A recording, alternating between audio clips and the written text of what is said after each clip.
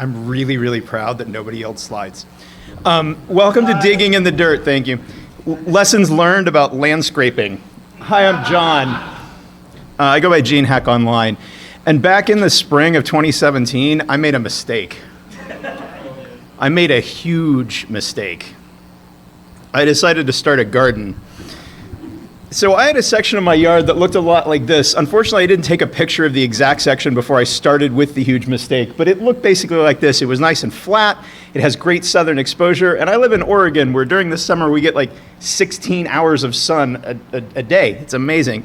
So I asked my lawn crew to rototill out 3 beds in this great-looking section of my yard, and I had visions of this area of my yard transformed into a lush garden full of tomatoes.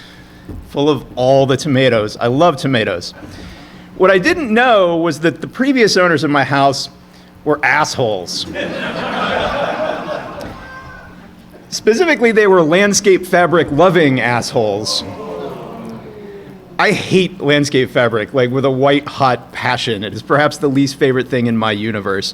So what actually looked like this nice healthy patch of dirt and grass was actually very little dirt, covering up a whole bunch of rocks and quite a bit of Satan's favorite landscape fabric. And you can't tell from this picture, but this stuff actually has some texture to it, so it's not the same thickness, and it basically has no lateral integrity at all. If you tug on it from the side, it shreds.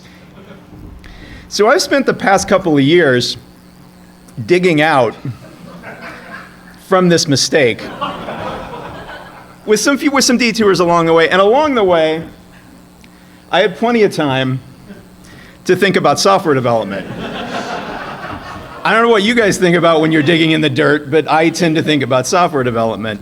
So lessons I've learned about software development or things I've reflected upon. First, landscape fabric is technical debt for your yard.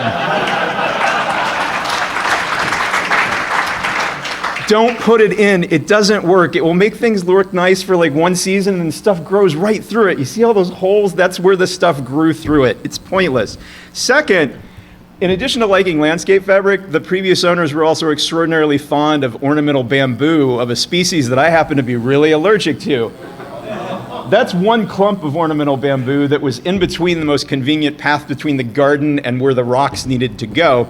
So sometimes along the way, before you can make the change you want, before you can refactor that code or introduce that new module, you need to remove some other problem. That took about a month.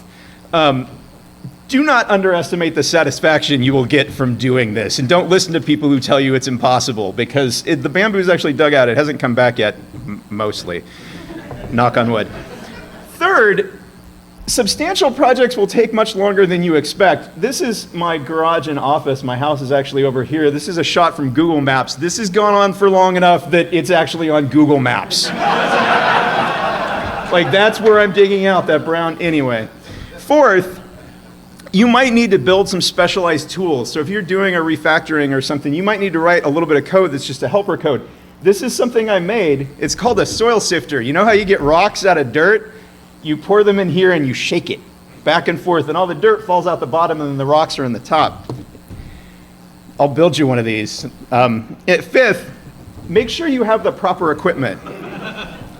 Good quality equipment. I've gone through about 3 pairs of gloves at this point. And equipment is important at all times. This is what happens if you go out on the first day of spring and do a whole lot of work wearing a ball cap while you're facing pretty much straight west as the sun comes up behind you.